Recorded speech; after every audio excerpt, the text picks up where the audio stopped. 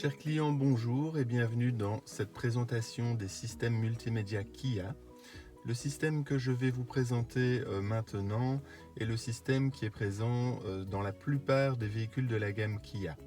Il y a un système différent qui équipe les véhicules Picanto, Rio et Stonic et qui fait l'objet d'une autre vidéo qui est également disponible sur notre chaîne YouTube. Au niveau de l'écran d'accueil, cet écran d'accueil est personnalisable.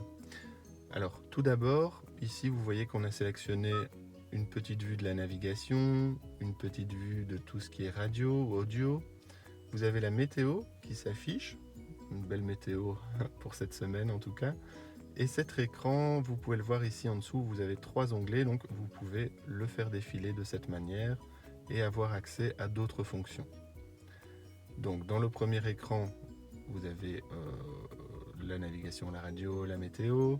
Le second écran, vous aurez accès à votre téléphone, des infos de conduite, le système UVO, Kia Live, le manuel d'utilisation du système. Vous avez également, ici c'est grisé pour l'instant parce qu'on ne l'a pas encore installé, mais l'Apple CarPlay et l'Android Auto. Donc pour rappel, ces deux fonctions vont vous permettre une projection de votre téléphone dans le système multimédia. Comment faire? Vous allez devoir, mais j'y reviendrai, brancher votre téléphone en filaire au niveau de la clé USB, du port USB. Vous pouvez également rédiger des mémos vocaux. Vous avez ici un menu favori. On revient encore une fois avec le menu radio. Le menu média, donc, qui va vous permettre d'aller lire, donc c'est comme la touche média, d'aller lire d'autres sources musicales. Vous avez même la possibilité de lire le contenu de votre clé USB en vidéo. Donc si vous avez copié des vidéos sur une clé USB, vous pourrez les visionner ici. Attention que cette fonction ne fonctionne que lorsque votre véhicule est à l'arrêt. On balaye à nouveau. On revient avec la carte, qui est un raccourci ici du bouton Map, et la navigation, qui est un raccourci du bouton Nav. Paramètres, ce sera alors le raccourci de la touche Setup. Vous avez également l'heure et la date. Alors ce menu, vous allez pouvoir le personnaliser en appuyant sur la touche menu. Vous voyez que vous pouvez modifier, un petit peu comme sur votre téléphone portable, l'écran d'accueil. Vous pouvez modifier par exemple ici les icônes, les petites icônes qui étaient dans le menu défilant. On va le mettre par défaut.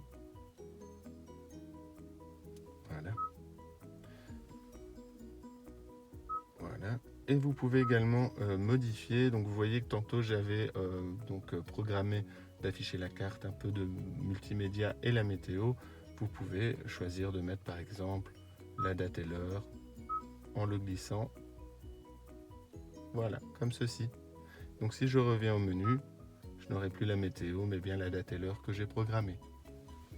Étant donné que le système multimédia est très complet, je vous propose de travailler par thème.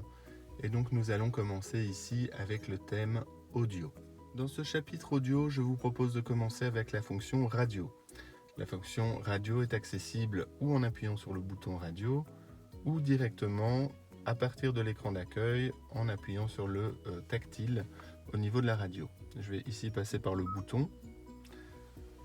Voilà, ça c'est vraiment l'écran de présentation de votre fonction radio. Vous avez un bouton assez sympa qui est le bouton liste qui va vous permettre de parcourir toutes les radios que votre véhicule capte. Radio FM mais également radio DAB. Alors comme cette liste peut s'avérer assez longue, vous sélectionnez par exemple ici Fun Radio par exemple. Pour ne pas devoir à chaque fois refaire cette recherche de radio, vous allez pouvoir l'enregistrer dans vos favoris. Comment faire? Soit vous maintenez votre doigt sur une des mémoires qui est ici disponible sur la gauche, ou vous passez par la touche favori et vous allez pouvoir l'enregistrer, voilà, à nouveau dans ce menu favori qui est également très fourni, donc vous allez pouvoir mettre pas mal de radios. Pour sortir d'une fonction, vous voyez qu'à chaque fois il y a cette petite flèche qui va vous ramener ici à l'écran précédent. Le bouton bande, à mon avis moins s'en servir, ça va pouvoir vous donner accès à la bande AM, qui est plutôt la bande dont on se sert par exemple en Allemagne. Je reviens en FM DAB. Vous avez également ici une petite loupe qui est la fonction scan qui va vous permettre, quand vous changerez de région, vous partez par exemple en vacances en France, vous allez pouvoir en fait, grâce à cette touche scan, remettre à jour la liste. Voilà pour le menu radio, je pense que c'est assez convivial, assez simple à utiliser. Alors si vous prêtez attention ici au-dessus, quand l'avertissement de décharge de batterie s'enlèvera, vous avez une petite touche encore retour et également une petite touche home. Alors la petite touche retour va revenir comme je vous le disais à l'écran précédent. La petite touche home va vous permettre de revenir sur cet écran d'accueil que vous retrouviez au départ. Toujours au niveau de l'audio, quand vous êtes en mode radio et que vous appuyez sur le bouton média pour aller lire un autre contenu, vous voyez qu'ici j'ai introduit une clé USB dans le lecteur. De ce fait, il propose de lire le contenu de la clé USB. Vous aurez alors ici la liste de toutes les pistes chansons qui se trouvent sur votre clé USB et il ne vous restera plus qu'à cliquer sur la musique que vous désirez. Vous allez même pouvoir éventuellement, vous voyez, je vais prendre ici un autre morceau, vous allez même pouvoir de votre système multimédia masquer certaines pistes qui vous intéresseraient moins sur votre clé USB. Nous allons maintenant aborder le chapitre navigation. Alors comment accéder d'abord à votre carte? Vous pouvez cliquer directement sur l'écran sur la carte au niveau de l'écran d'accueil ou appuyer sur le bouton Map. Donc la carte s'affiche sur ce magnifique écran 10 pouces. Vous avez la possibilité de zoomer ou de dézoomer la position de la carte via le bouton de droite en le tournant. Vous avez également la possibilité sur la petite boussole ici de modifier l'inclinaison de votre carte avec également un mode 3D.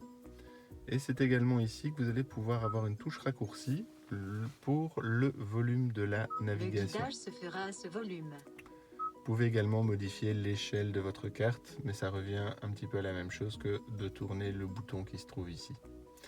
Alors, ce bouton Map, c'est plutôt pour pouvoir circuler en ayant une vue sur la cartographie. Ce n'est pas vraiment ici, même si vous avez éventuellement la possibilité d'avoir accès à d'autres fonctions ici, c'est pas vraiment ici que vous allez pouvoir programmer une destination. Ça, je vais vous le montrer tout de suite. Vous avez ici le bouton Nav, qui est le bouton pour vraiment accéder à la navigation. Alors, dans ce bouton Nav, pas mal de fonctions disponibles. Vous voyez que l'écran, puisqu'on a encore les deux petits curseurs, est encore balayable de gauche à droite.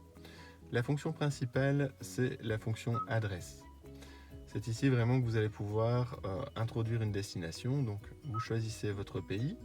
On va rester en Belgique, vu les circonstances.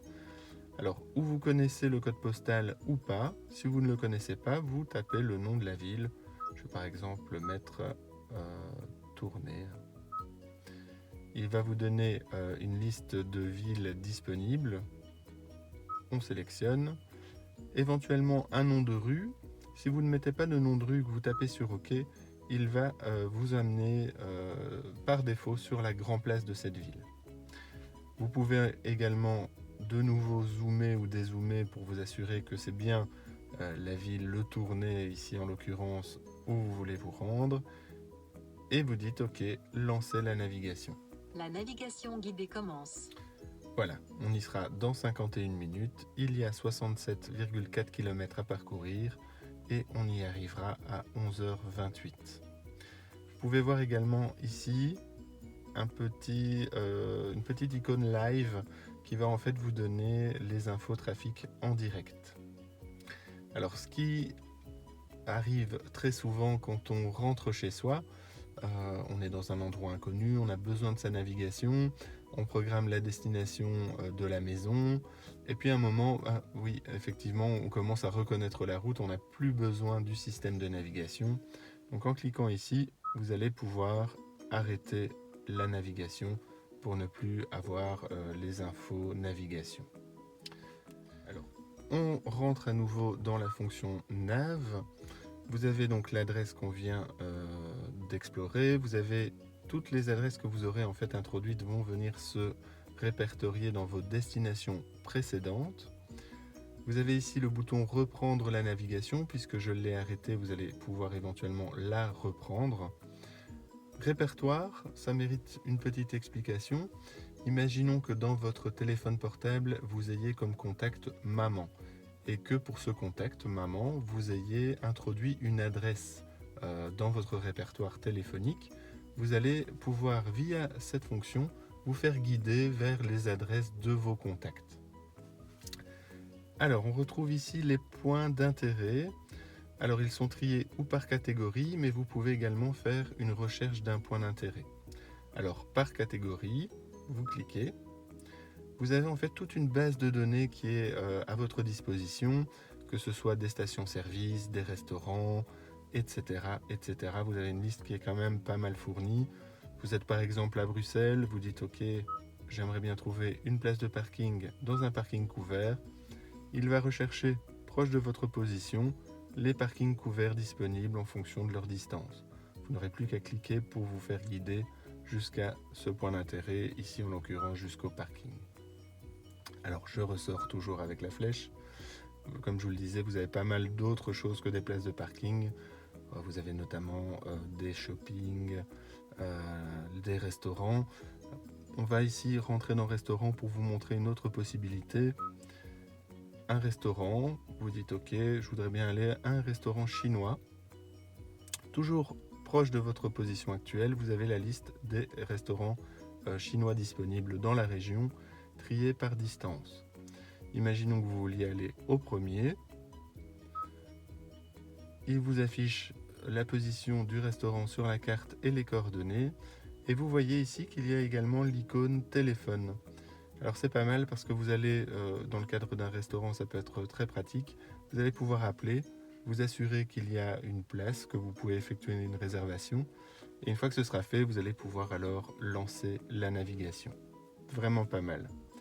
Oui, vous voyez aussi sur la droite, à chaque destination que vous introduisez, vous pouvez ajouter ces destinations dans un répertoire. Je ressors, on est dans la catégorie point d'intérêt. Voilà, donc on a un petit peu exploré ces deux fonctions. Toujours au niveau de ce menu navigation, vous avez ici Kia Live et Service Kia. Kia Live, c'est en fait un service qui est gratuit et proposé avec votre Kia. Ce sont en fait toutes des informations en ligne. Les infotrafics de dernière fraîcheur, le stationnement en ligne, il va vous dire si le parking que vous avez choisi est ouvert, et va également vous donner le nombre de places disponibles. Les stations-service et des points d'intérêt en ligne. Par exemple, Eurodisney. Eurodisney, vous n'avez pas envie de faire au préalable une recherche sur Google pour connaître l'adresse. Vous allez dans Points d'intérêt en ligne, vous tapez Eurodisney et votre véhicule va vous guider jusque Eurodisney, par exemple. La météo, mais que nous avions déjà dans l'écran ici au niveau de l'accueil. Je l'avais d'ailleurs supprimé, je vais vous remontrer comment on le remet. On sélectionne météo et on le glisse ici à la place de la date et l'heure. Et revoici la météo. Donc je reviens dans le menu navigation, les services Kia. Quand vous cliquez ici, vous avez en fait la liste de tous les garages Kia proches de vous et ce pour toute l'Europe. Et vous retrouvez vos deux garages préférés ici